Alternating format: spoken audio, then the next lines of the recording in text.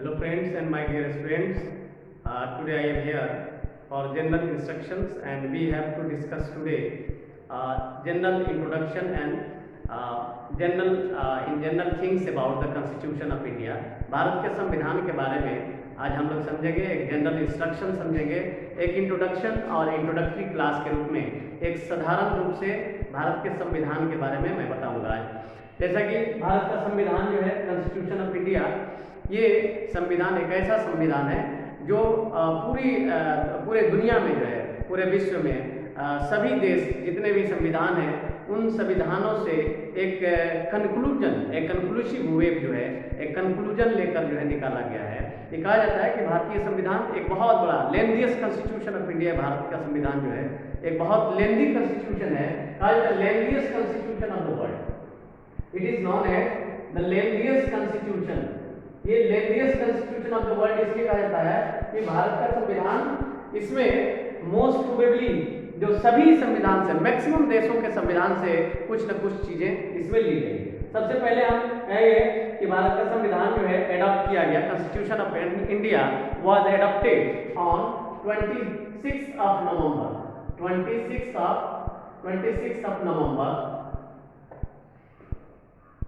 1949।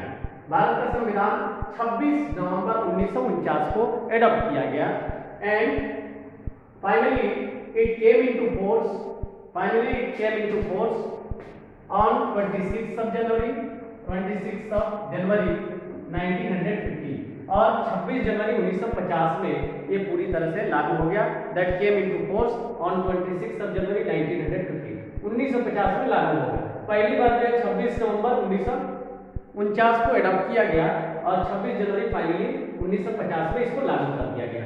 अभी दुनिया का सबसे लेंथीएस्ट और सबसे बड़ा इसलिए कहा जाता है क्योंकि इसमें इतनी मोटी किताब जो है, इतनी मोटी लॉ टेक्स्ट बुक है ये, जिसमें अप्रोक्सीमेटली 1200 पेजेज, 1200 पेज की ये किताब जो भारत की संविधान कहलाती है, दुनिया में इतना बड़ा संविधान कहीं नहीं है। एंड मोस्ट प्रोबेबली ये संविधान जो है दुनिया का सबसे बड़ा इसलिए भी कहा जाता है क्योंकि what ever the subject matter that is mentioned in the constitution of India, that is not taken only from the act, particular act, but the maximum percentage of the subject matter of the constitution of India that is taken, that is brought from abroad। ये abroad से लिया गया है, ये दुनिया के दूसरे देशों से लिया गया है। लगभग 75%, more than 75% of the subject matter, more than 75% of the subject matter that is taken from abroad, and remaining 25% of the subject matter of the Indian Constitution that is taken from the Government of India Act 1935। ये 1935 act के तहत बाकी के जो 25% हिस्सा है, बाकी के 25% जो सब्जेक्ट मैटर है भारत के संविधान में, वो 25% हिस्सा 1935 एक्ट के अनुसार लिया गया है, इस एक्ट से लिया गया है। बाकी जो 75% हिस्सा है भारत के संविधान का, वो कहीं ना कहीं किसी न किसी रूप में directly indirectly that is brought from abroad. ये 75% हिस्सा जो है अब्रॉड से लिया गया। अब कहा जाता है largest democracy in the world. ये लार्जेस्ट डेमोक्रेसी इसलिए कही जाती है कि India is having a lot of diversity in terms of its religion. इतने सारे धार्मिक लोग, इतने सारे धर्म, इतने सारे लैंग्वेज एक साथ they are living together in a particular territory like Indian territories and that are directly controlled by these Constitution of India, and that is why a colorful people, a variety of people, religious diversity, that each and everything, different communities of India, they are directly indirectly, they are directly controlled by the Constitution of India. That is why it is considered as a great democracy and great democratic country in the world। ये दुनिया का सबसे बड़ा लोकतांत्रिक देश इसलिए कहा जाता है कि यहाँ पे विभिन्न कम्युनिटी के लोग, यहाँ पे वेरियस कम्युनिटीज के लोग जो है, डिफरेंट बिलीव्स के लोग यहाँ पे एक साथ रहते हैं और फिर एक साथ रहने के बावजूद ये एक ही संविधान को फॉलो करते हैं, एक ही कॉन्स्टिट्यूशन ऑफ इंडिया के द्वारा रूल किए जाते हैं। इसलिए दुनिया की सबसे बड़ी डेमोक्रेसी अगर कही जाती है तो भारत को दुनिया की सबसे बड़ी डेमोक्रेसी कहा जाता है। अब बहुत सारे एग्जाम्पल इसमें हम दे सकते हैं। सबसे बड़ा एग्जाम्पल जो है जो भारत संविधान का है, जो दूसरे जगहों से लिया गया है, कुछ एग्जांपल हम इसमें बताएंगे आपको कि भारत संविधान में जो मुख्य रूप से जो भी फंडामेंटल राइट्स है, पावर ऑफ प्रेसिडेंट है, पावर ऑफ वाइस प्रेसिडेंट है, काउंसिल ऑफ मिनिस्टर है, पंचायती राज इंस्टीट्यूशन, म्युनिसिपल कॉर्पोरेशन, ये जितने भी चीजें हैं संविधान के मुख्य रूप से जो मेजर चीजें हैं संविधान के, भारतीय संविधान के, वो कहीं ना कहीं जो है हर संविधान को टच करते हुए हर संविधान के पार्ट से लिया गया है, and that is very perfect, that is suitable for Indian people, that was suitable for the India and its people, because it was suitable, that is why the different things, different subject matter that was brought from different constitution. For example, यहाँ पे example देख लेते हैं fundamental rights. Fundamental rights, अब ये fundamental rights के बारे में, फंडामेंटल राइट्स के बारे में कहें हम तो ये फंडामेंटल राइट्स जो है जो भारतीय संविधान में, भारतीय कॉन्स्टिट्यूशन में दिया गया है, ये फंडामेंटल राइट्स को जो है किसी दूसरे कॉन्स्टिट्यूशन से, किसी दूसरे संविधान जैसे कि United state of America, United state of America, ये भारत का संविधान और भारतीय संविधान में जो फंडामेंटल राइट्स का प्रोविजंस है, the provisions for the fundamental rights in Indian constitution, the provisions for the fundamental rights in Indian constitution, that is taken from the US constitution and it is brought from the United States of America.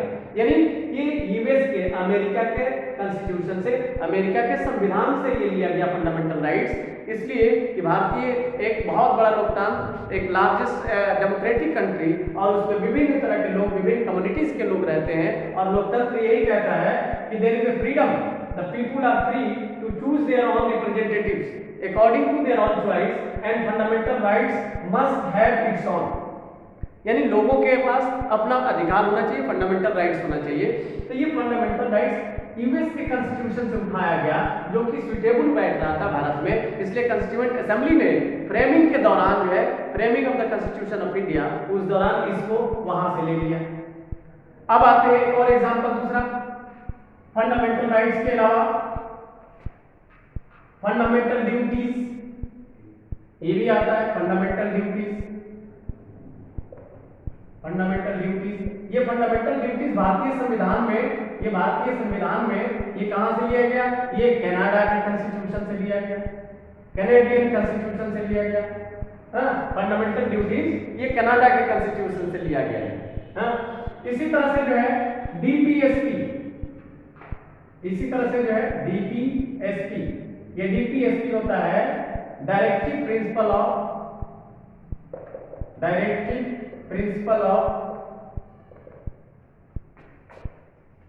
State policy, directive principle of state policy, ये directive principle of state policy DPSP, that is taken from Irish constitution. ये जो है कहां से लिया गया, ये broad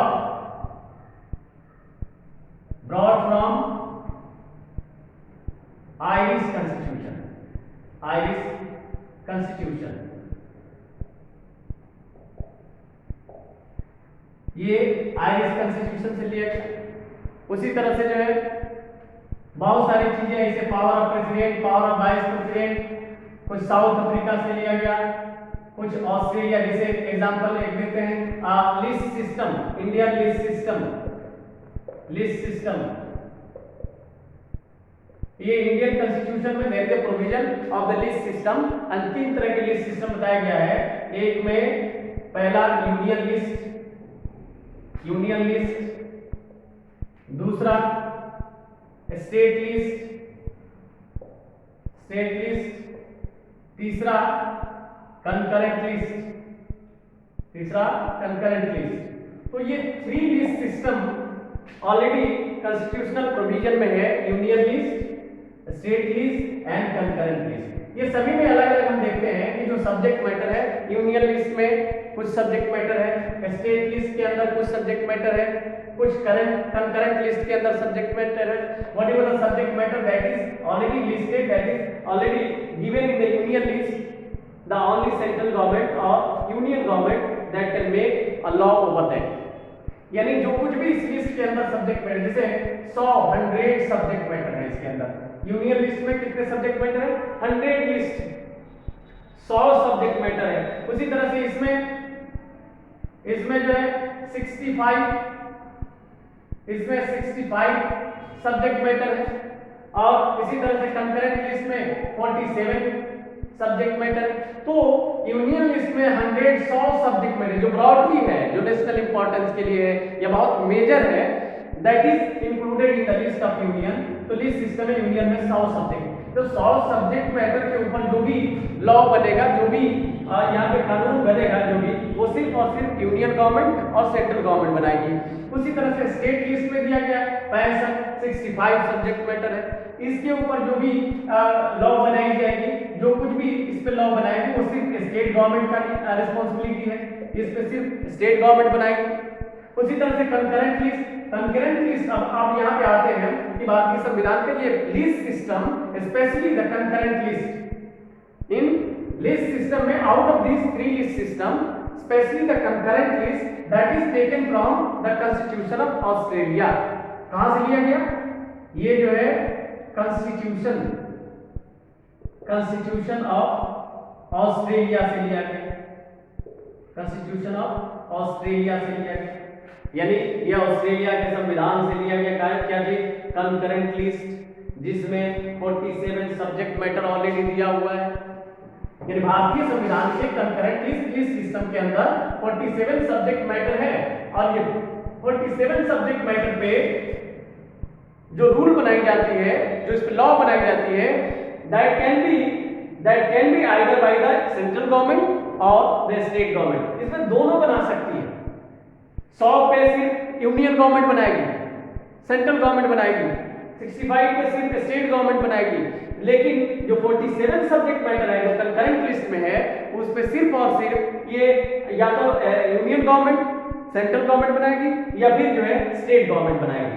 तो इसमें से ये लिस्ट सिस्टम में जो थर्ड लिस्ट सिस्टम है, that is the concurrent list, that is directly brought from the constitution of Australia. ये ऑस्ट्रेलिया के कॉन्स्टिट्यूशन से लिया गया। इसी तरह से